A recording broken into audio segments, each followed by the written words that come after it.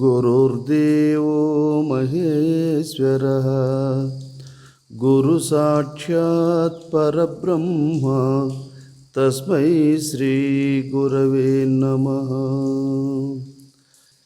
ఓం నారద వాల్మీకి కమలజ భారతులకు మృక్కి రామ కథా కోపారంబును మదించెద శ్రీరామ కృపామృతంబు చేకొన విభుదుల్. పలికించువాడు నేర్పిన పలుకులే కదా ప్రోది చిలుక పలుకుచునుండున్. పలికించువాడు రాముడు పలికెడు నీ రామచిలుక ప్రాజ్ఞులు మెచ్చన్.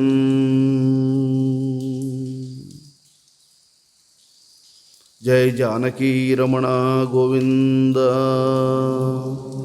జై శబరి వరద గోవింద, జై సుగ్రీవ వరద గోవింద, జై ఆంజనేయ వరద గోవింద. శ్రీ వశిష్ఠ మౌనీంద్రుల పాదపద్మములకి, శ్రీ విశ్వామిత్ర మౌనీంద్రుల వారి పాదపద్మములకి, ముక్త పురుషులైనటువంటి మహాత్ములకు ఆనందదాయక స్వరూపుడు జగద్గురు అయినటువంటి శ్రీ వశిష్ఠ మౌనీంద్రుల వారి పాదపద్మములకు శిరస్సాష్టాంగ నమస్సుమాంజలు. జీవుడనగా ఎవడు అంటే మనస్సు అని మనం ఇదివరకే విన్నాం. మనసులో సుఖదుఖములు, కామక్రోధాదులు, ప్రపంచ భ్రాంతి ఎన్నింటితోనో అల్లుకుని ఉంది. ఒక చెట్టు మీదకి తీగ పైకి ఎక్కితే చెట్టే కనపడకుండా గుబురుగా అల్లుకునేస్తుంది. చెట్టుకు మానవుని గట్టయితే మనకు శ్వాసలు ముక్కు ద్వారా ఎట్లా వస్తూ ఉంటాయో, వృక్షాదులకు ఆకుల ద్వారా శ్వాసలు నడుస్తూ ఉంటాయి. ఆకుల ద్వారా ఈ చెట్టు మీదకి ఎక్కినటువంటి తీగ చెట్టే కనపడకుండా అల్లుకునేస్తుంది. సూర్యకాంతి తీగల మీద పడుతుంది కానీ లోపల ఉన్న చెట్టు మీద పడదు.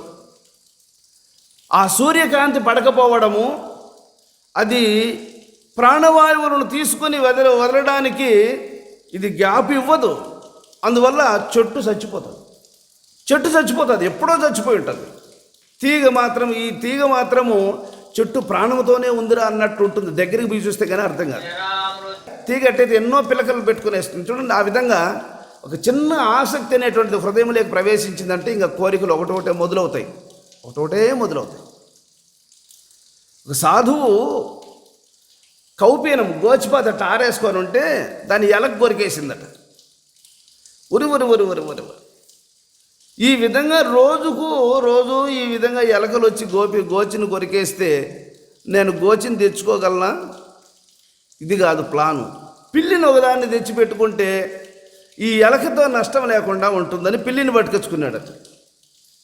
పిల్లిని పట్టుకొచ్చుకున్న తర్వాత దానికి పాలు కావాలి కదా, ఇంకా పాలుకి ఎక్కడికి పోయేది అని ఆవును ఒకదాన్ని పట్టుకొచ్చుకున్నాడట. ఆవును పట్టుకొచ్చుకొని నేను ఆవును మేపుకొని రావడానికి పోతే నాకు బువ్వ ఎవరు చేసి పెడతారు అని పెళ్లి చేసుకున్నాడట. సన్యాసి సంసారం అయిపోయా. చూసినావా? ఏమి ఆ ఎలక కొరికిందనుకో, ఎలకకు అందకుండా ఉండే ప్రదేశంలో దాన్ని భద్రపరుచుకొని ఉంటే సరిపోయి ఉండేది.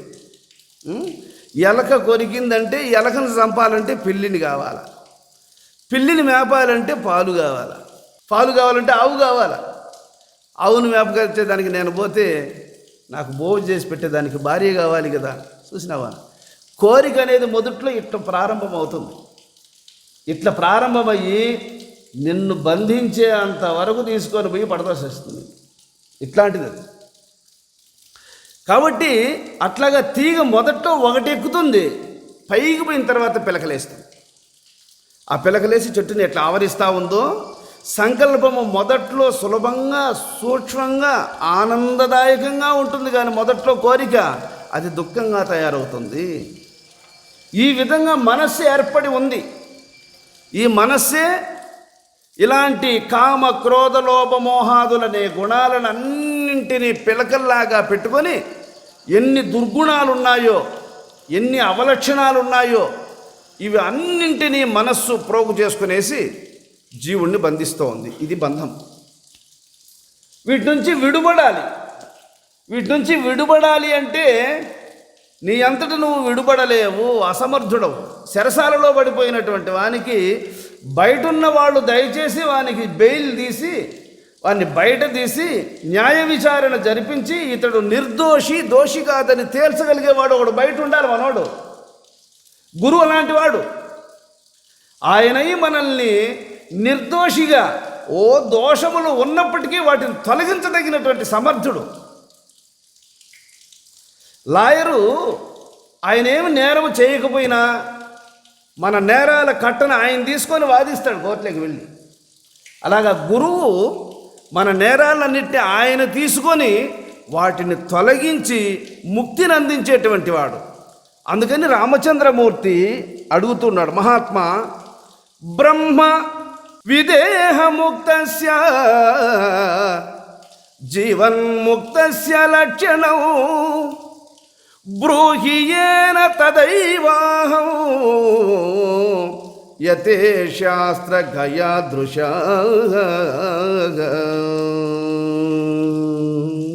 విదేహముక్తి, జీవన్ముక్తి అనగా ఎట్టిది? దాని కొరకై చేయవలసినటువంటి ప్రయత్నం ఎలాంటిది?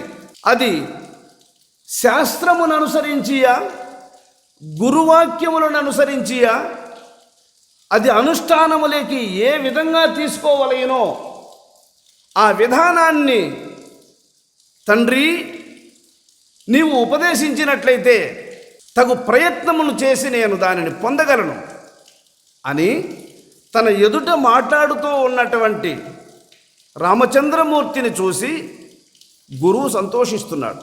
ఇన్ని ధర్మములకు మూలమైనటువంటి జ్ఞానాన్ని పొందుటకై శిష్యుడు ఎప్పుడైతే తన ఎదుట వచ్చి నిలుచుంటాడో గురువుకు అప్పుడు కదండి సంతోషం. అబ్బా, ఇంతకాలానికి ఒక్క మొలకవు దొరికావురా నువ్వు నాయన, కూర్చో అని గురువు సంతోషిస్తాడు. గురువును సంతోషపెట్టగలిగినటువంటి శిష్యుడు అదృష్టవంతుడు.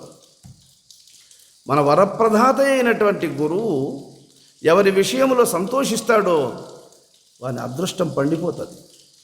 అందుకే మహాత్ములు సంతోషించేటట్లు ప్రవర్తించాలి. వాళ్ళు సంతోషించేటట్లు మనము మనస్సును తీర్చిదిద్దుకోవాలి. తనకు దిక్సూచిలాగా లోపల జ్ఞానం ఉంది, దిక్సూచి దిక్కునెట్ట చూపిస్తుందో నీ మనస్సు అనేటువంటిది, నీ జ్ఞానము మనస్సు ఏం చేస్తూ ఉందో చూపిస్తూ ఉంటుంది నీకు. ఎప్పుడు నీ మనస్సు ఏం చేస్తూ ఉందనేది ఎప్పుడు చూపిస్తూ ఉంటుంది. అది దాన్ని చూసి నువ్వు మార్చుకోవాలి నీ మార్గాన్ని. అంటే నేను ఇటీవల జైపూర్కు వెళ్ళినప్పుడు విమానం ఎక్కినప్పుడు సెల్లో దిక్సూచిని ఆన్ చేసుకున్నా. నేను ఆన్ చేసుకొని ఇది బెంగళూరులో ఫ్లైట్ లేచినప్పుడు ఆ ఉత్తర దిశకు ఎన్ని పాయింట్లు ఇది ఈశాన్యంగా బయలుదేరుతుంది, తరువాత ఎంత సమయంలో ఇది క్రాస్ చేస్తుందని చూసుకోని ఉన్నా నేను. ఆ బెంగళూరులో బండి అట్లా లేస్తూ ఉన్నట్లే అట్లా పైకి అట్లా స్టడీగా పోయి లైట్గా క్రాస్ అయ్యి నేరుగా ఇట్లా పడమరకు మళ్ళీ అట్లా పడమరకు మల్లుకొని డైరెక్ట్గా పోతుంది. ఎంత ఒక వెంట్రుకంతా కూడా అటు ఇటు లేకుండానే పోతున్నాడు ఆయన పైన. దిక్సూచి చేతులను పెట్టుకుని ఉన్నా నేను. ఒక్క పాయింట్ కూడా అటు ఇటు కదలలేకుండా పోతూ ఉంది బండి.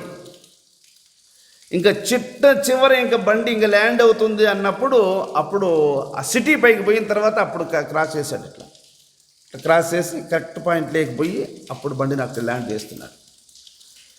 దిక్సూచన అనుసరించకపోతే ఆకాశంలో నీకు తూర్పు తెలుస్తుందా, పడమర తెలుస్తుందా, ఏం తెలుస్తుంది? నీకు తెలియదు. దిక్సూచన అనుసరించి విమానాన్ని ఎట్టు నడుపుతారో, దిక్సూచన అనుసరించి సముద్రంలో పడవనెట్టయితే తోలుతారో, అదేవిధంగా నడి సముద్రంలోకి వెళ్ళిన తర్వాత భూమే కనపడదు నీకు. ఎక్కడ కానీ కొండలు కనపడవు, అసలు ఈ ప్రపంచం కనపడదు నీకు. కింద నీళ్లు, పైన ఆకాశం తప్ప ఇంక వేరే ఏం కనపడదు. ఆనాడు సృష్టికర్త అయినటువంటి బ్రహ్మదేవుడు పుట్టినప్పుడు నడి సముద్రంలో ఆయన చుట్టూ ఆయనకు కింద నీళ్లు పైన ఆకాశం తప్ప ఏమి ఇటు కనపడలేదు. నడి సముద్రం లేకపోతే మన గతి కూడా అంతే. అటువంటి సమయంలో దిక్చూచి దగ్గర ఉంటే ఇది తూర్పు, మన స్టేజీ ఫలానా వైపు ఉంది అని చెప్పి తెలుసుకొని పడవని అటువైపు మనం ఎట్లా మరలించుకోగలము. మనస్సు జ్ఞానం అనేటువంటిది దిక్చూచితో సమానమైనటువంటిది.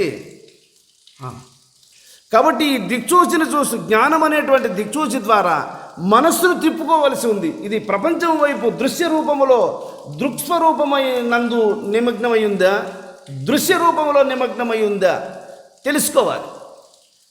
అలా తెలుసుకొని మనస్సును కరెక్ట్ చేసుకోవాలి.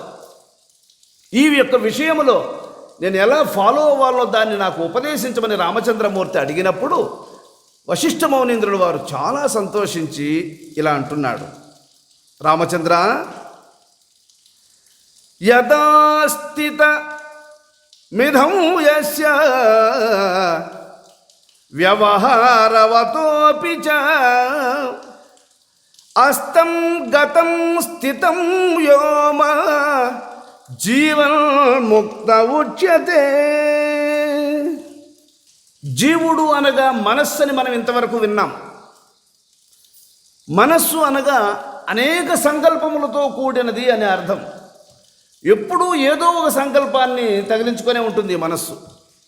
ఒక్కప్పుడు కూడా మేలుకొన్నది మొదలు నిద్రావస్థ వచ్చేంత వరకు సంకల్పములను దాటుతా పోతూ ఉంటుంది. కోతి కదా కొమ్మల మీద నుంచి ఎగిరి గంతులేస్తా పోతా ఉన్నట్టు సంకల్పం అనేది పోతూనే ఉంటుంది. ఇది మనస్సు అంటే. ఇది స్థిరంగా ఉండదు, అందువల్ల శాంతి లేదు. నిలకడగా ఉండదు, అందువల్ల సుఖం లేదు. మనస్సుకు మనస్సు అంటే చెల్లించేది అని అర్థం. మనస్సు అంటే నిలకడలేనిది అని అర్థం. మనస్సు అంటే సమస్యలకు ఎదురుగా తీసుకొని పోతుంది. అది మనస్సు ఎప్పుడు కానీ మనిషిని బాగుపడే దోవకు మళ్ళించదు. ఒక వాహనం ఉందనుకోండి, నువ్వు దాన్ని స్టార్ట్ చేసి గేర్ వేసి వదిలేసినావు అనుకో, నేరుగా పోయి దూకేస్తుంది ఏడవ చోట, అంతే. దాన్ని కట్ చేసుకోవాలి నువ్వు. అది కరెక్ట్ రూట్ను తెలుసుకొని కట్ చేసుకోవాలి. అది అప్పుడు నువ్వు గమ్యాన్ని చేరగలుగుతావు. దాన్నే డ్రైవింగ్ అంటారు. డ్రైవింగ్ ఎలాంటిదో యోగం కూడా అలాంటిది. కాబట్టి మనస్సును అలా బ్యాలెన్స్ చేయగలగాలి. దానికి కావాల్సింది జ్ఞానం. జ్ఞానం ఇవ్వవలసింది ఎవరు? గురువు. మరి గురుసేవ ఎట్లా లభిస్తుంది? అదృష్టం, ఈశ్వరానుగ్రహం. అందుకే మనుష్యత్వం, ముముక్షత్వం, మహాపురుష సందర్శనం, ఇవి మూడు భగవద్ అనుగ్రహం వల్ల లభిస్తాయి. మానవ జన్మం రావడం, భగవంతుని తెలుసుకోవాలనే ఆసక్తి జిజ్ఞాస జనించడం, ఆయన్ను తెలియజేసేటువంటి గురువు లభించడం, ఇవి మూడు కలిసి రావాలంటే భగవంతుడు అనుగ్రహించిన వాళ్ళకి మాత్రమే ఇవి మూడు కలిసి వస్తాయి. ఇవి మూడు మనకి ఇచ్చాడు ఈశ్వరుడు. పవిత్రమైన మానవ జన్మని ఇచ్చాడు, భగవంతుని తెలుసుకోవాలనేటువంటి ఆసక్తిని కొద్దిగా ఇచ్చాడు, మరి దాన్ని తెలియజేసేటువంటి గురువును కూడా మనకు అనుగ్రహించాడు. ఇవి మూడు మనకు అనుగ్రహించాడు. ఇంకా నువ్వు చేయవలసింది ప్రయత్నమే. కలిపి నోట్లో పెట్టేశాడు, దాన్ని మింగనన్నా మింగద్దు, ఆపనన్నా చేయొద్దు, నువ్వు అంత మాత్రమన్నా చెయ్యాలి. ఇక్కడ రామచంద్రమూర్తితో వశిష్ఠ మౌనీంద్రుల వారు అంటున్నారు, నాయనా, ముక్తి ఎవడు పొందుతాడో తెలుసా? ఒక గ్రామానికి ఎదురుగా ఒక పెద్ద అద్దాన్ని ఒకదాన్ని సెట్ చేసి పెట్టామనుకోండి, మనం ఆ అద్దం వైపు చూస్తూ ఉన్నామనుకోండి, గ్రామాన్ని చూడకుండా గ్రామానికి ఎదురుగా సెట్ చేసి పెట్టినటువంటి అద్దం వైపు చూస్తూ ఉన్నామనుకోండి, ఆ అద్దములో మనకు ఈ పూరి గుడిసెలు, ఆ గుడిసెల లోపలికి ప్రవేశించేవాళ్ళు, పశువులను బయట తోలుతూ ఉన్నవాళ్ళు, పొలం దగ్గరికి వెళ్ళేవాళ్ళు, వ్యవసాయానికి కావలసిన పనిముట్లని ఎత్తుకొని పోయేటువంటి వాళ్ళు, వీళ్ళందరూ గ్రామంలో ఎవరెవరు ఏ ఏ పనులు చేస్తూ ఉంటారో అవన్నీ మనకు ఈ అద్దంలో కనపడుతూ ఉంటాయి. అద్దంలో కనపడుతూ ఉంటాయి. ఈ అద్దాన్ని చూసేటువంటి వాడు, వానికి తెలుసు ఈ అద్దంలో ఇవన్నీ కనపడేటువంటి నికరం కాదు, నీడ కనపడుతూ ఉంది అని నవ్వుతూ అట్లా చూస్తూ ఉంటాడు. ఆ విధంగా జ్ఞాని ఈ ప్రపంచం అనేటువంటి ఈ గ్రామానికి, ఈ ప్రపంచానికి తన దృష్టి అనేటువంటి అద్దాన్ని దీనికి ఎదురుగా పెట్టి ఈ అద్దములో కనపడుతున్నటువంటి ఈ ప్రపంచం అనే బొమ్మలాటను ఎవడైతే లీలగా చూస్తూ ఉంటాడో వాడు ముక్తుడు నాయన రామచంద్ర. మోక్షం ఎక్కడుంది? కాబట్టి ఇది అద్దము. ఈ అద్దాన్ని దీనికల్లా మళ్ళించి పెట్టాం, ఒక గ్రామం కల్లా మళ్ళించి పెట్టాం. అద్దములో కనపడుతూ ఉంది. ఈ గ్రామంలో ఎవరెవరు ఏమేం పనులు చేస్తున్నారు ఈ అద్దములో కనపడుతూ ఉంది. ఆ చూచి ఎట్లయితే సంతోషిస్తాడో అద్దాన్ని చూసేవాడు, అలాగే జ్ఞాని కూడా దృక్ అనేటువంటి అద్దములో దృశ్యం అనేటువంటి ప్రపంచాన్ని చూసి ఇది బొమ్మలాట, ఇది లీల, భగవద్ లీల అని భావన చేసి దానికి తగులుకొనకుండా ఉంటాడు. ఎలాగా ఎవడైతే అలాంటి నియమముతో ఉంటాడో వాడు జీవన్ముక్తుడు నాయన. సామాన్యులు ఏం చేస్తున్నారు? నా భార్య, నా బిడ్డలు, నా ధనము, నా గృహము కౌగిలించుకుంటున్నారు కాబట్టి బంధింపబడుతున్నారు. ఎవరైతే దీన్ని లీలగా ఎవడైతే చూస్తున్నాడో అద్దము చూసినట్టు వాడు మోక్షం అంటారు. మోక్షం ఎక్కడుంది చెప్పండి? ఈ కొండ బెరికేసి ఆ పక్కన పెట్టేస్తే మోక్షం వస్తుందా చెప్పు? సముద్రాన్ని అంతకంటే ఇంకొక చోట పల్లాన్ని ఏర్పరిచి సముద్ర జలాన్ని అంతటిని ఆ పక్కకు మార్చేస్తే మోక్షం వస్తుందా? రాదు. అలివిగాని పనులన్నీ సాధిస్తే కూడా మోక్షం వచ్చేది కాదు. సింపుల్. ఏమి అద్దములో ఉన్నటువంటి గ్రామాన్ని ఎలా చూసి ఇది లీల అని ఎలా తెలుసుకుంటాడో భగవంతుడు ఇచ్చినటువంటి పెద్ద అర్థం ఏది? సూర్యుణ్ణి, చంద్రుణ్ణి, ఆకాశాన్ని, మేఘమండలాన్ని, నక్షత్ర మండలాన్ని, సమస్త ప్రపంచాన్ని నీ అద్దములో చూపిస్తున్నాడు ఆయన. ఇదంతా విష్ణుదేవుని యొక్క లీల, విష్ణుదేవుని యొక్క మాయ, ఆయన యొక్క ప్రదర్శన ఇది అని తెలుసుకో. ఒక నాటకాన్ని చూసేవాళ్ళలాగా ఇలాగా ఉండడమే మోక్షము. వీడు జీవన్ముక్తుడు నాయన. జీవించి ఉండంగానే తగులుకోకుండా ఉండేవాడు. దేనికి తగులు? అర్థమవుతోందమ్మా? ఈ విషయాలను అర్థం చేసుకొని జ్ఞానముతో మనస్సును అలాగా ఇదే ఎరుకను విడిచే మార్గం ఇదే. ఎరుక అన్నిటినీ గమనిస్తూ ఉంది. ఆ గమనించే దాన్ని వెనక్కి తీసుకోవాలి అంటే ఇది అద్దములోని నీడలాగా జగత్తు దృక్స్వరూపమునందు దృశ్యం అలా ఉంది అని తెలుసుకున్నావా మనసు వెనక్కి వచ్చేస్తుంది. ఒక మార్కెట్కి ఎదురుగా ఒక అద్దాన్ని పెట్టావు, అద్దములో కనపడుతున్నాయి కూరగాయలన్నీ. తెలిసిన వాడు ఎవడైనా అద్దములో ఉండే కూరగాయలు కొనాలని అనుకుంటాడా? అక్కడ ఉన్నటువంటి వ్యాపారిని అడుగుతాడా? ఏమండి టమోటాలు ఒక 30 ఒక బాక్స్ ఇవ్వండి అని. అద్దంలో కూడా ఉంటాడు వ్యాపారి. ఆడు కూడా తీసుకుంటూ ఉంటాడు. ఎందువల్ల? మార్కెట్కి ఎదురుగా ఉండే దానివల్ల వీడేం చేస్తూ ఉంటాడు వాడు. వాడిని అడుగుతాడు ఎవడన్నా తెలిసినాడు. అద్దంలో కనపడే వ్యాపారిని అడుగుతాడు, టమోటాలు ఒక బాక్స్ ఇవ్వండి, వంకాయలు ఒక బాక్స్ ఇవ్వండి అని అడుగుతాడు. ఎందుకని? అది నిజం కాదు. అలాగా దృశ్య ప్రపంచం కూడా నిజము కాదు. వాడి మనసును వెనక్కి తీసుకుంటాడు. కాబట్టి ఈ అద్దములో ఈ నాటకము జరుగుతూ ఉంది. ఇదంతా నాటకము మాత్రమే. ఒక్కడు కూడా శ్రీకృష్ణ పరమాత్మ చెప్తాడు, పరసతి వేషము దాల్చిన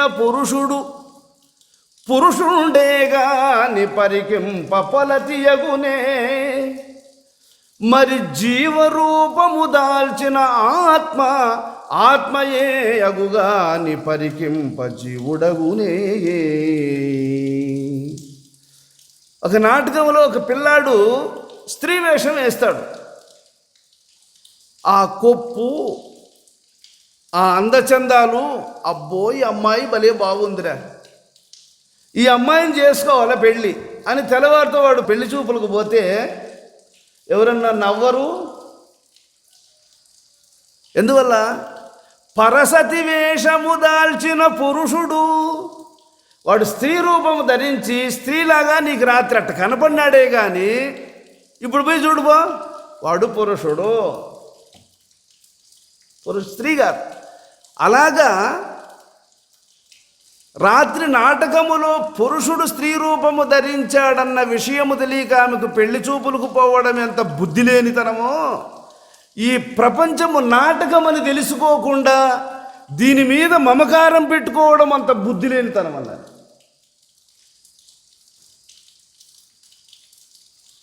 ఈ సత్యాన్ని ఎవడైతే తెలుసుకొని వాస్తవంగా నీళ్ళే అళరూపాన్ని ధరిస్తున్నాయి అన్నట్లు బ్రహ్మమే ఈ లీలను, ఈ వైభవాన్ని ప్రదర్శిస్తూ ఉన్నది. ఇది యొక్క బ్రహ్మము యొక్క చిద్విలాసమే ఈ జగత్ సృష్టి, ఈ జగత్తంతయు బ్రహ్మస్వరూపమే అని ఈ భ్రాంతిని తొలగించుకొని జగత్తును బ్రహ్మస్వరూపంగా ఏ మహాత్ముడు దర్శిస్తాడో వాడు జీవన్ముక్తుడు. నాయన రామచంద్ర, అట్లాంటి గురువు కావాలండి. కోసేస్తాడు ఏడాడ ఉంటాయో కట్లు, ఆ కట్లన్నీ. నోదేతి నాస్తమాయాతి సుఖే దుఃఖే ముఖ ప్రభా యథా ప్రాప్త స్థితేర్యస్య సజీవన్ముక్త ఉచ్యతే.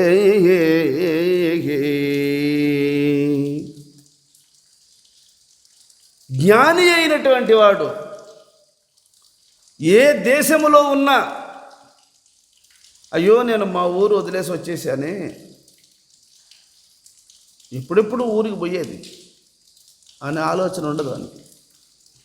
ఏ దేశములో ఉన్నా, ఎవరి మధ్యలో ఉన్నా, ఏ కాలమైనా అతనికి కొన్ని సౌకర్యాలు ఏర్పడినప్పుడు ముఖములో వికాసం కానీ, కొన్ని అవమానములు లేదు కొన్ని కష్టములు, కొన్ని అసౌకర్యాలు ఏర్పడినప్పుడు దిగులు కానీ ఎవని మనస్సులో ఉండదో అట్టివాడు బంధాన్ని దాటినవాడు.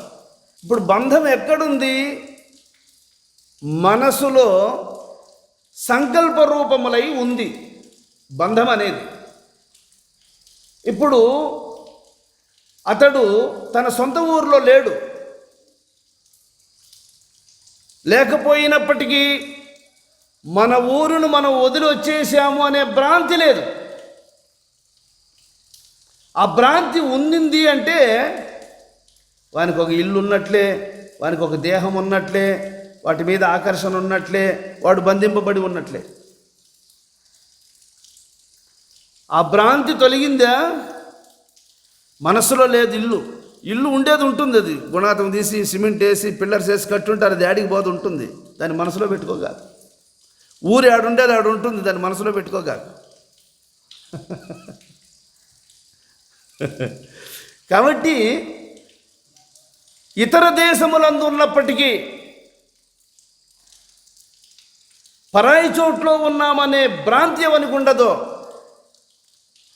పరాయి దేశములో ఉన్న వానికి అసౌకర్యాలు ఎదురుపడితే అరే నాకు ఇట్టి పరిస్థితి ఎదురుపడి కదా అనేటువంటి దుఃఖము ఎవని ముఖములో కనబడదో, లేదు పరాయి దేశంలో గొప్ప సుఖాలు తనకు ఎదురైనాయి అనుకోండి, అప్పుడు ఎవడు వాటికి మురిసిపోకుండా ఉంటాడో వానిని మనస్సు కదిలించడం లేదు. వాని మనస్సులో భ్రాంతి తొలగిపోయింది. సంకల్పాలు ఇంకా వాడిని సముద్రము ఒడ్డున ఉండేటువంటి పర్వతాన్ని అలలు ఎంత వేగంగా వచ్చి దాన్ని తాకినా కొండ ఎట్లా కదలకుండా ఉంటుందో, ఎటువంటి ఆలోచనలు వచ్చి వాడిని స్పర్శించినా వాని మనస్సు అట్ట కదలకుండా ఉంది. ఇప్పుడు అక్కడ అతనికి మనస్సు అని చెప్పకూడదు, జ్ఞాని. ఏ జ్ఞాని? భౌతికమైన జ్ఞానంగా బ్రహ్మజ్ఞాని. బ్రహ్మజ్ఞాని అట్టివాడు జీవించి ఉండగానే ముక్తిని పొందినవాడు రామచంద్ర, వాడు జీవన్ముక్తుడు. ఇప్పుడు మనకు మనస్సు విషయంలో ఎలా ఉండాలి అనేది భ్రాంతి లేకుండా ఉండాలి అన్న విషయం తెలిసిపోయింది. ప్రపంచ విషయంలో ఎలా ఉండాలి అంటే అద్దములో చూసేటువంటి గ్రామాన్ని అద్దములో చూసినట్లు దృక్స్వరూపములో దృశ్యాన్ని అలా భావించు అనే విషయం తెలిసింది. యో జాగర్తి సుషుప్తో యస్య జాగ్రన్న విద్యతే యస్య నిర్వాసనో బోధ సజీవన్ముక్త ఉచ్యతే. నిద్రపోయేటువంటి వాడు బాగా నిద్రపోతూ ఉంటాడు. అక్కడ వాని దగ్గరకు ఒక పెద్ద విలువైనటువంటి ఒక రత్నాన్ని తీసుకుపోయి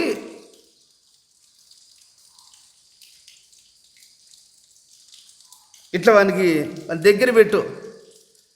వాడు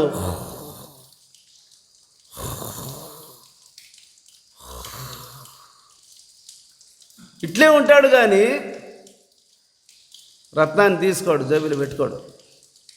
ఏమి లేదు, అప్పుడు మనసు లేదు. చూసావా? నిద్రపోయేటువంటి వానికి ఎట్లా సంకల్పములు లేవో అట్లా మేలుకొని ఉండి కూడా ఎవడైతే దేనిని భ్రమించకుండా ఉంటాడో వాడు జీవన్ముక్తుడు నాయన రామచంద్ర. దానికి మాణిక్యము చేతికిచ్చిన మాటలాడదు రామచిలుక అంటాడు. ఒక మరణించినటువంటి వ్యక్తికి రేయ్ ఇదిగో ₹1,00,00,000 విలువ చేస్తుంది, ఇది మాణిక్యం, భద్రపరచుకో అని మరణించినటువంటి వానికి శవానికి చేతిలో మాణిక్యం పెట్టావనుకో, వాడు దాచిపెట్టుకుంటాడా? అస్సలు వానికి ఆలోచనే ఉండదు. అట్లా సావకమునిపే సచ్చిన వానికి ఇక్కడే ఉన్నాడురా, దైవము ఏల వెతుకవలిరా. ఆసక్తిని, దృశ్యం పట్ల ఉన్న ఆసక్తిని అలా చచ్చిన వాని చేతిలో మాణిక్యం పెడితే దాచిపెట్టుకోవాలనే స్వభావం ఎట్లుండదో అట్లా చచ్చిపోయిందా మనస్సు వానికి ఉన్నాడురా. ఇక్కడే దైవం. హుసేన్ బ్రహ్మేంద్ర స్వామి వారు చెప్తారు. ఎక్కడే గురువులండి వాళ్ళు, ఎవరికి దొరుకుతారు ఆ గురువులు?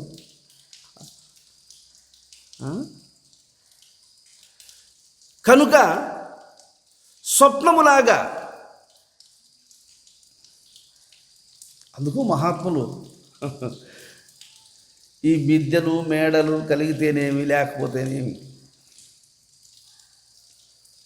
అసలు ఆశ్రమం అంటే ఆ అట్టి జ్ఞానాన్ని పొందడమే, అట్టి జ్ఞానము గల హృదయమే ఆశ్రమం.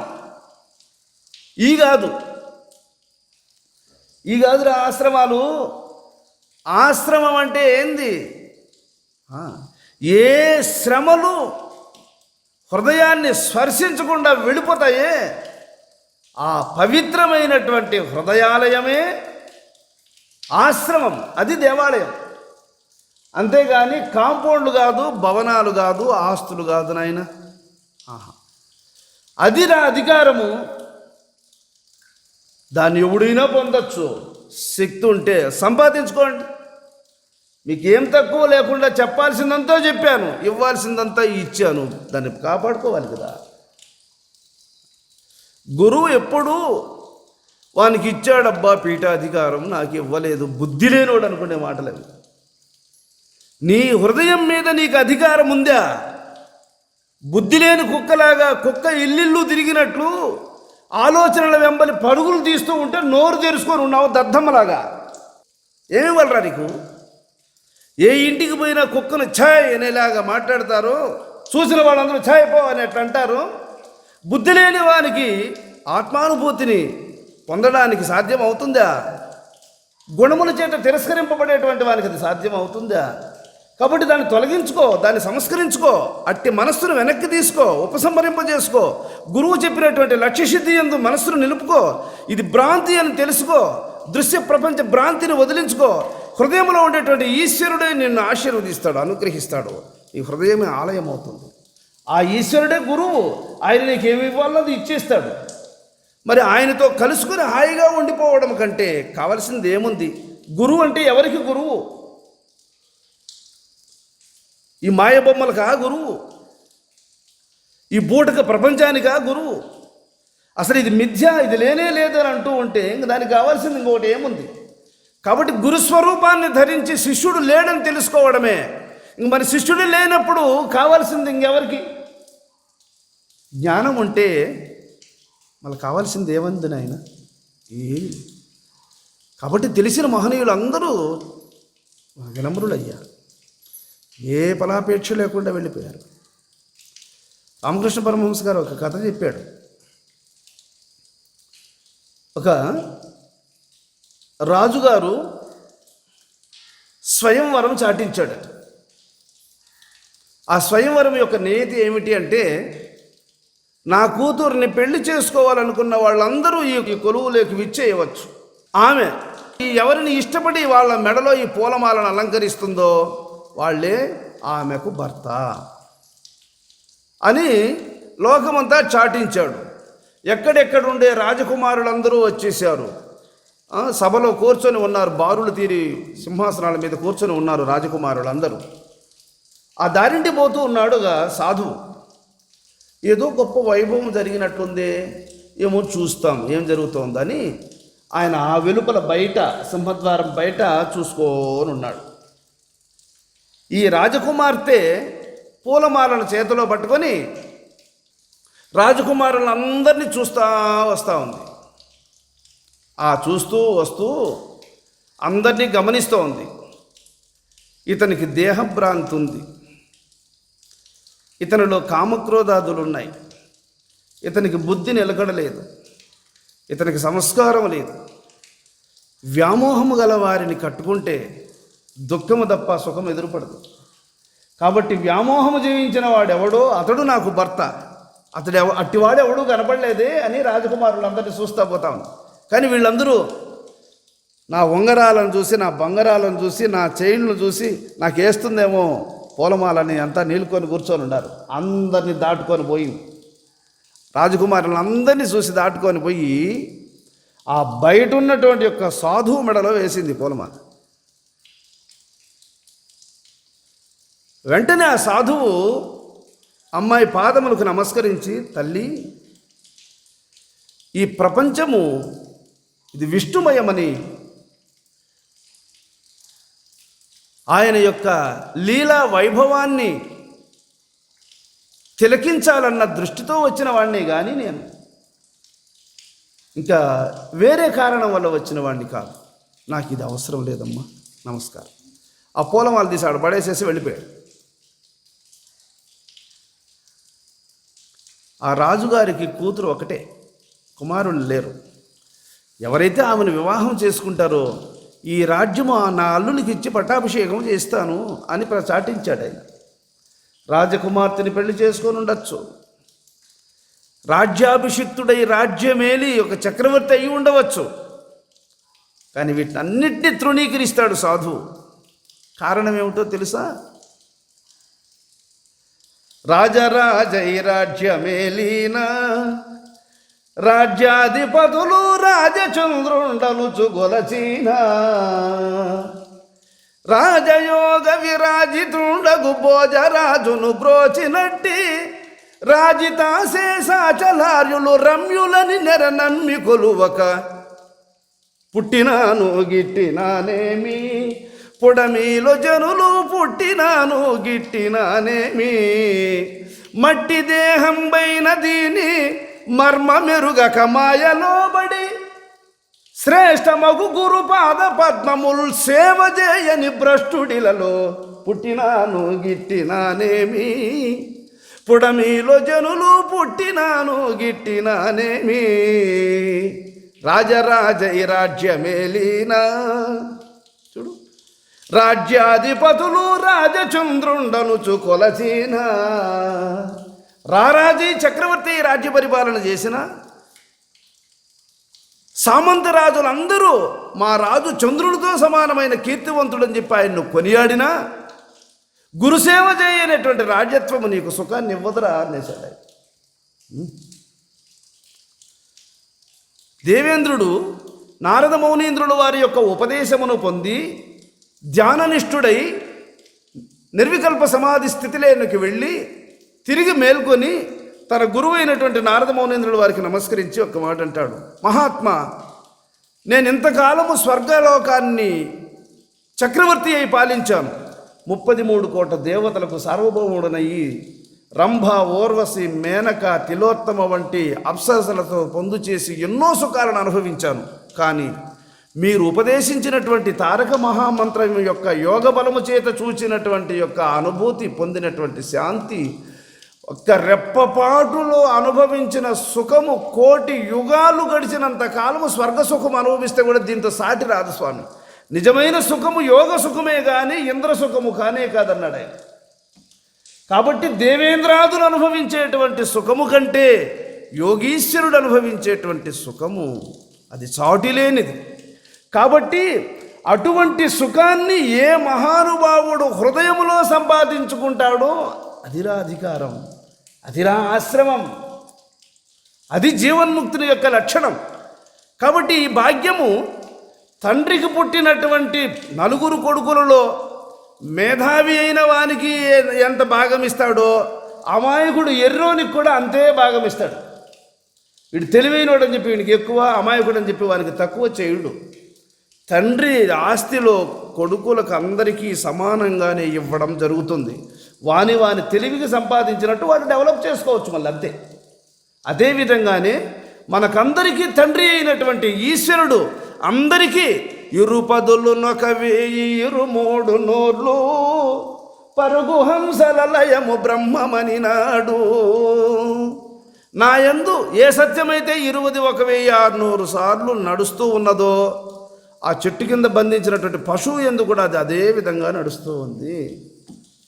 ఆ డ్రైనేజ్ కాలువలో పొల్లాడుతున్నటువంటి పంది ఎందు కూడా అది అలాగే నడుస్తూ ఉంది. ఆ తండ్రికి అది కూడా బిడ్డే. ప్రపంచంలో ఉన్న ప్రతి ప్రాణి భగవంతునికి బిడ్డే. కాబట్టి నీ తోడ పుట్టిన వాడిని ప్రేమించినట్లు ప్రేమించు ప్రతి ప్రాణిని. వాడు జీవన్ముక్తుడు. వీడంటే నాకు నచ్చదు, వీడంటే నాకు నచ్చదు, అసలు వీని ముఖమైన చూడాలంటే నాకు ఇష్టపడదు. ఈ భేదం ఎప్పుడండి తొలుగుతుంది? ఇదే కదా బంధం. బంధం ఎక్కడుంది? మనసులో ఉంది. మోక్షం ఎక్కడుంది? మనసులో ఉంది. కాబట్టి బంధ మోక్షములకు కారణం అజ్ఞానమే. కాబట్టి జ్ఞానము మోక్షములకు కారణం, అజ్ఞానము బంధములకు కారణం. భేదమే బంధం, అభేదమే మోక్షం.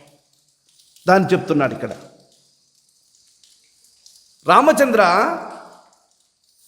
రాగద్వేష భయాధీన మనురూపం చరన్నపి యోంతర్యోమ వదత్యచ్చః సజీవన్ముక్త ఉచ్యతే.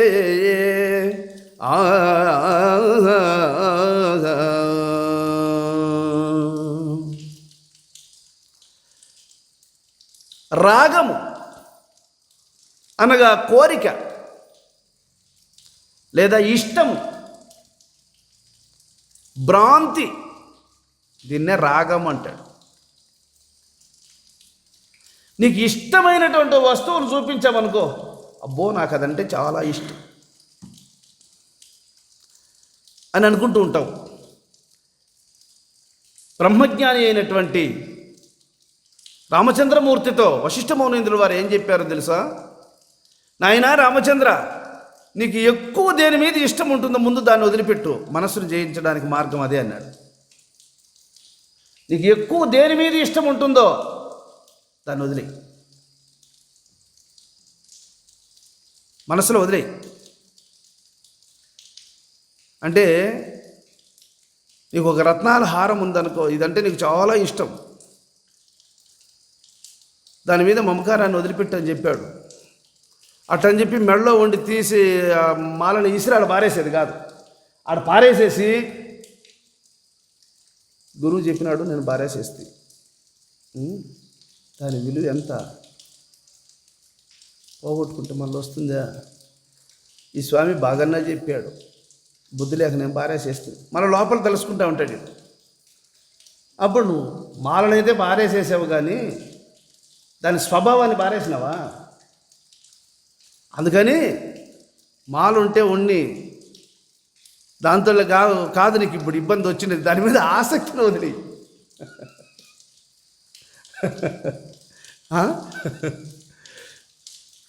సికిధ్వజ మహారాజు ఈ దేహాన్ని వదిలిపెట్టాలి నాయన అని కుంభ ఋషి ఉపదేశించినప్పుడు ఆ దగదగా మండుతా ఉండేటువంటి అగ్గిలేకి ఉరుకుతాడు. ఈ సమస్తాన్ని త్యజించాలరా అని చెప్పినప్పుడు తాను కట్టుకొని ఉండేటువంటి వస్త్రాలు, తన యొక్క గుడిసె, వీటికన్నిటికీ అగ్గిపెట్టేస్తాడు. అన్నిటినీ త్యజించాలని చెప్పినప్పుడు తాను నివసించేటువంటి గుడిసె ఒకటి ఉంటుంది, ఆ గుడిసెకి అగ్గిపెట్టేస్తాడు. అగ్గిపెట్టేసిన తర్వాత అది కాలిపోయింది. ఇప్పుడు గుడిసెతే కాలిపోయింది కానీ ఆ గుడిసె మీద ఆసక్తి మనసులో ఉంది, అది కాలిందా అని అడిగాడు గురువుగారు. మనసులో గుడిసె అట్లే ఉండాలి స్వామి అన్నాడు. అది మనసులో గుడిసె అట్లే ఉండాలి స్వామి. ఒరే నాయన, బయట ఉండే గుడిసెతో కాదురా మనకి ఇప్పుడు వచ్చింది ఇబ్బంది, లోపల ఉండే గుడిసె. ఇది గాలి చేస్తే అది ఉంటే కూడా తప్పులే, పాపం అది ఆడుండేది ఆడుంటుంది, అది నీకేం సున్నపాకతోటి మంత బరువు లేదు అది. కాబట్టి దాన్ని కాదు కాల్చాల్సింది, లోపల ఉండే దాన్ని కాల్చాలి. ఎక్కడున్నాయి ఇవన్నీ? దేహాభిమానాన్ని వదిలిపెట్టాలి అన్నప్పుడు గోచిని కూడా తీసి అగ్గిలో వేసేసాడు. చూడాలాదేవి భర్త, అసలు అలా కుంభ ఋషిగా ఉన్నది ఎవరు? భార్య ఋషి రూపం ధరించుకుని ఉంది. అది పెద్ద చరిత్ర, అది ఇంకొస్తుంది. ఇంకా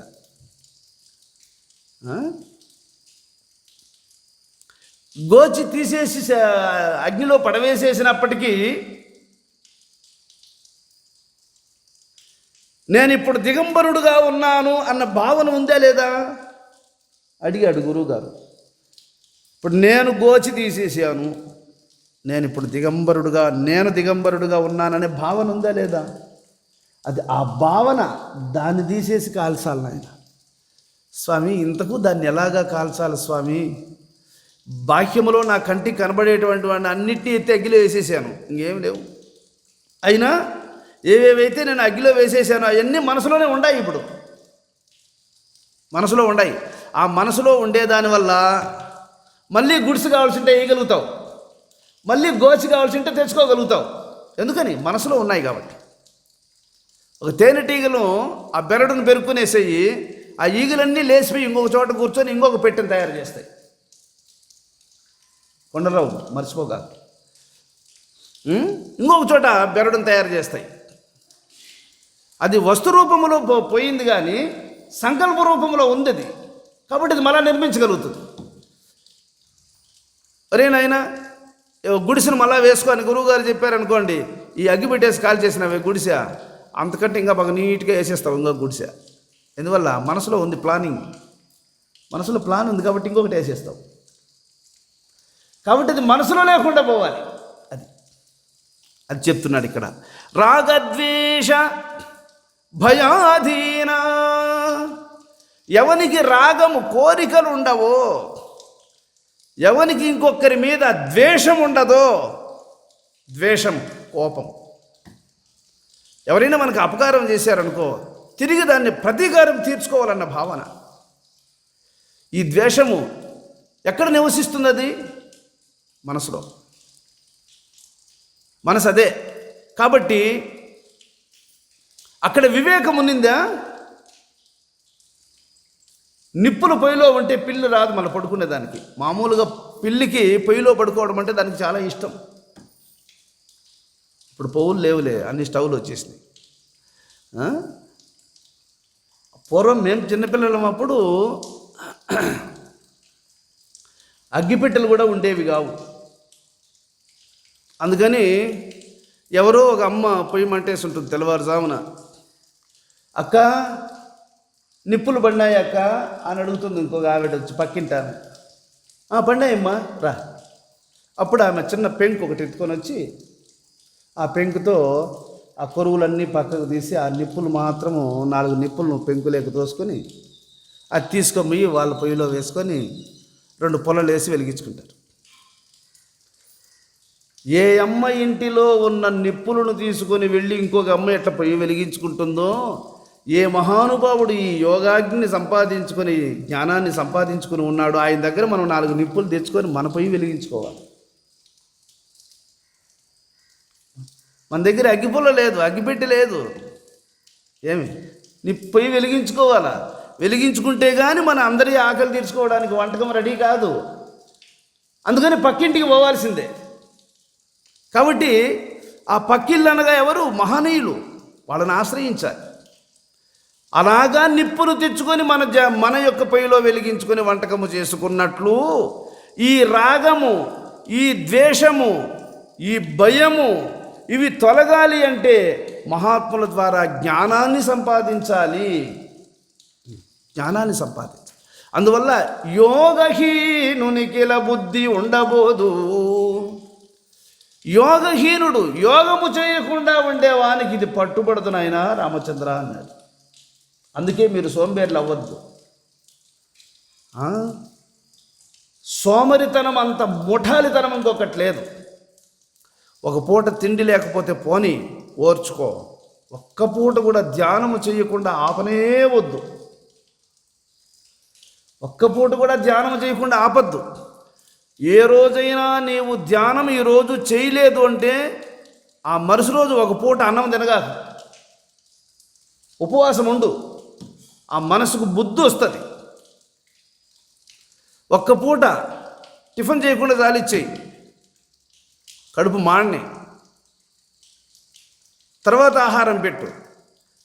ఇంకొక రోజు అది గుర్తు చేస్తుంది, పస్తు చావాల్సి వస్తుంది. ఇంకా మనం తప్పకుండా ధ్యానం చేయాల్సిందే. ఈరోజు ధ్యానం చేయకుండా పోయావు అంటే ఈరోజు డ్రాయర్తోనే ఒళ్ళు మీద ఏమి గుడ్డ కప్పుకోకుండా మట్టిలో పడుకోవాలనేది ఒక నియమం పెట్టుకో. దీన్ని నేల బండబెట్టు, సావని, చలికి వణుకుతుంది, దోమలు గరుస్తాయి, వణకని పడితే కానీ దీని మీద మమకారం తొలగదు. దీనికి ఇలాగా నిన్నెవడూ దండించాల్సిన పనిలా, నిన్నెవడూ శిక్షించాల్సిన పనిలా, నీ మనస్సుకు నీవు అలా బుద్ధి చెప్పుకొని నీ అంతటా నీవే శిక్షించుకోగలిగినటువంటి వైరాగ్యం నీకు కలిగితే అందుతుంది విద్య. మా గురువుగారు భక్తులు ఎవరైనా వస్తే వాళ్ళందరూ కాళ్ళు తుడుచుకోవడానికి గోతాం ఒకటి వేస్తారు దాలమందరంకి. రాత్రి వేళల్లో భక్తులందరూ పడుకొని నిద్రపోతారు. అప్పుడు స్వామివారు ఆ గోతాన్ని ఎత్తుకొని పోయి కింద వేసుకొని కూర్చొని ధ్యానం చేసుకుంటాడట. నేను అడిగిన, ఎందుకు నాయన ఆ గోతం ఎత్తుకొని పోయేది? అందరూ వచ్చేదంట కాళ్ళు తుడుస్తారు కదా, కాళ్ళు తుడిసి తర్వాత లోపలికి వస్తూ ఉంటారు. మరి అట్లా మలినమైపోయి ఉంటుంది కదా, దాన్ని ఎందుకు నువ్వు తీసుకెళ్తావు నాయన అని అడిగిన. నేను అడిగితే, ఎంతోమంది గురువును దర్శించాలని ఆతృతతో వస్తారా, వాళ్ళ పాదధూలు తగిలితే బుద్ధి కుదురుతుందని దాన్ని ఎత్తుకొని వేసుకుంటాను నాయన అనేవాడు. ఎక్కడండి మనకు జ్ఞానం వచ్చేది చెప్పండి? ఆ గౌతమ్ పట్టుని ఎత్తుకొని పోయి కింద వేసుకొని ధ్యానం చేసుకునేవాడట. ఎక్కువ నిద్ర వచ్చేస్తే ఒళ్ళు మీద ఏం గుడ్డ లేకుండా గోచితో మాత్రమే పడుకునేవాడట. నిద్ర వస్తే నిద్రపో. ఆ నిద్ర ఎంతసేపు వస్తుంది? ఒళ్ళు మీద గుడ్డ కప్పకుండా పోతే తెలిసిన కొంతసేపు ఆ అలసట తీరే అంతసేపు అట్ట పోయి వస్తుంది, వెంటనే మెలకు వచ్చేస్తుంది, వేసుకొచ్చేస్తుంది. అందుకే సాధకుడు ఎప్పుడు సుఖ నిద్రకు అలవాటు పడరాదు. సాధకుడు పరుపులు వంటివి వేసుకునరాదు. ఎచ్చగా కప్పుకునే వాటిని అనుసరించరాదు. దీనిని ఒక శిక్షణ ఇచ్చేవాడులాగానే దీన్ని ఉపయోగించుకోవాలి. అప్పుడే ఇది నీకు సాధ్యమవుతుంది. లేకపోతే భోగలాలసునికి యోగము దూరంగా ఉంటుంది. భోగానికి యోగానికి భూమికి ఆకాశానికి ఉన్నంత దూరం. ఇది భోగికి అందేది కాదు. కాబట్టి వైరాగ్య పురుషునికి ఇదిలా అందుతుంది ఇది. కాబట్టి అట్టి ఇన్ని గుణాలకు నిలయమై ఉన్నటువంటిది మనస్సు, ఇన్నిటికీ స్థానమై ఉండేటువంటిది మనస్సు. కనుక అలాంటి యోగాన్ని ఎవడు అభ్యసించకుండా ఉంటాడో వానికి నిగ్రహము కుదరదు, భావనాశక్తి అతనికి పట్టుబడదు. భావనాశక్తి ఎప్పుడైతే ధ్యానములో కూర్చొని ఉంటాడో అక్కడ వాని మనస్సు భావనాశక్తితో ఉత్తేజపరుస్తూ రావాలి. ఆ భావనాశక్తి దృగ్రూపములో దృష్టిని కదలనివ్వకుండా, స్మరణను మరువకుండా జాగ్రత్త పరుస్తుంది. స్మరణను మరువనివ్వకుండా, దృష్టిని చలించనివ్వకుండా మనస్సును నిలదీసుకునేస్తుంది. ఏది? భావనాశక్తి. ఆ భావనాశక్తి చేత పట్టుబడిపోతుంది మనస్సు. ఆ భావనా శక్తి చేత పట్టుబడినటువంటి మనస్సు ఇతర కోరికల వైపుకు అట్లా తలట తిప్పితే పడే దెబ్బ, ఇటు తిప్పితే ఇట్లా పడే దెబ్బ, ఇంకా తిప్పదది ఓవర్ మూసుకునేస్తుంది అట్లే. ఎందువల్ల ఇటు తిప్పిందంటే పడిపోతుంది దెబ్బ, ఇటు తిప్పితే ఇటు పడిపోతుంది. అందువల్ల స్టడీ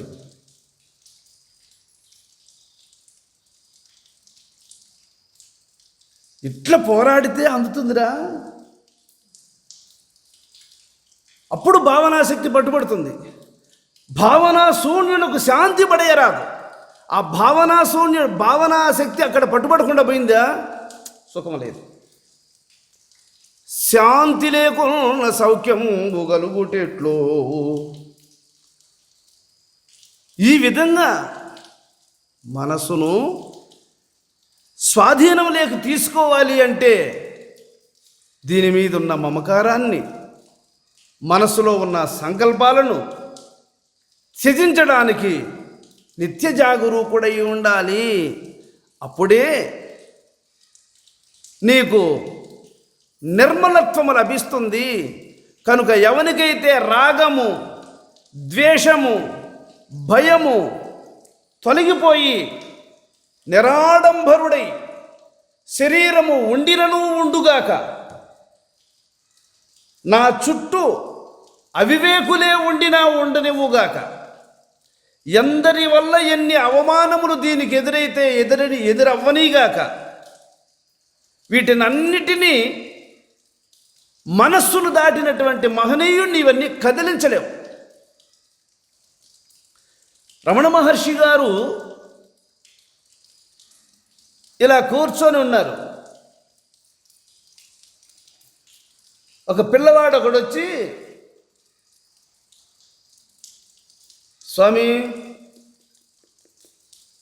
పెదాన్ని ఇటు కదిలిచ్చాడు. ఆయన ఏం మాట్లాడు, ఈ చెంప పట్టుకొని ఇటు బెరికాడు, ఏం మాట్లాడలా. ఈ జిట్టు పట్టుకొని ఇటు ఊకిచ్చాడు, ఏం మాట్లాడు.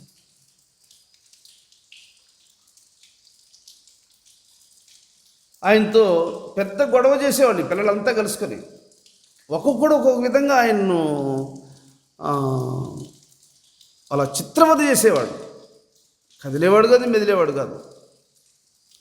ఒక పిల్లాడు వీపు మీద పోయి ఉచ్చబోసాడు. ఆ ఉచ్చ ఆయన నడుము కిందకి వచ్చి కౌపీనమంతా తడిసిపోయి వాసన కొట్టుకుంటోంది. ఈ లోపల స్వామివారికి అంత బో పెట్టడానికి భిక్షాటన చేసి ఒక సాధువు ఆ భిక్షగా తీసుకొచ్చినటువంటి భోజనం కాస్త పెడదాము స్వామి, ఆయన ఎప్పుడూ కదలడు మెదలడు, ఎవరింటికి పోడు, ఏమీ అడగడు, పస్తున్నాడు పాపం, ఆయనకు అంత బో పెడదామని చెప్పి భిక్షాటన చేసుకుని ఒక సాధువు ప్రతిరోజు వచ్చి స్వామిగారికి అంత బో పెట్టి ఆయన మిగిలింది తినేవాడు. ఆ సాధువు వస్తాడు. వస్తే ఈ పిల్లోళ్ళందరూ అప్పుడు పరుగులు తీశారు, ఆయన వస్తే కొడతాడని. చూస్తే చుట్టూ దుర్వాసన, పాసు పోసేశారు. అప్పుడు ఆయన కేకలు వేశాడు, ఒరే బుద్ధి లేని వాళ్ళారా, ఇంతటి మహనీయుణ్ణి మీరు సేవించాల్సిన దానికి బదులుగా ఈ విధంగా ఆయన్ని ఇబ్బంది పెడుతున్నారంటరా, మీకు ఏమిరా పోయే కాలం వచ్చింది. మీరేదో ఆడుకోవాలనుకుంటే మీ ఆట లేదో మీరు ఆడుకోండి, ఆయనతో ఏం పనిరా మీకు అని ఆయన కేకలు వేస్తూ ఉంటే రమణ మహర్షి గారు, ఏమైంది, పుచ్చబోసారా, లోపల ఉన్నవే బయట వచ్చాయి అంతే, దానికి ఎందుకు అరవడం అన్నాడు ఆయన. లోపల ఉండేటి బయట వచ్చాయి, దానికి ఎందుకు అరవడం. మనమే ఎన్నో రోజులు కాళ్ళెంటి పోసుకున్న రోజులు ఎన్నో ఉన్నాయి, దానికి ఎవరి మీద కోప్పడ్డాం మనం. వాళ్ళండి లీలగా అద్దములో నీడను చూసినట్టు చూసిన వాళ్ళు వాళ్ళే, దృశ్యాన్ని దాటిన వాళ్ళు వాళ్ళే, జీవన్ముక్తులు వాళ్ళు కదా మహాత్ములు. వేదం ఏం చెబుతోందో అట్లా అనుసరించి చూపించేసేవాడు. ఆ బుద్ధి మనకు కుదరలేదే, పరమేశ్వర ఎప్పుడు అనుగ్రహిస్తావు తండ్రి అని కదా నాయన మనం. ఈ బుద్ధి దేని వైపుకు చూసినా దాన్ని ఆకర్షిస్తూ ఉంది. ఈ బుద్ధి ఎనికి మరలించుకునే జ్ఞానాన్ని ఎప్పుడు మనం పొందేది, ఎప్పుడు వైరాగ్యాన్ని పొందేది, దేహము నేననే భావన తొలగించుకునేది ఎప్పుడు, అది కదా చెప్తున్నాడు అక్కడ. జై జానకీ రమణ గోవింద, జై ప్రహ్లాద వరద గోవింద, జై ఆంజనేయ వరద గోవింద. శ్రీ శ్రీ సద్గురు స్వామి పాదారవిందములకు, శ్రీ శ్రీ సద్గురు స్వామి పాదారవిందములకు.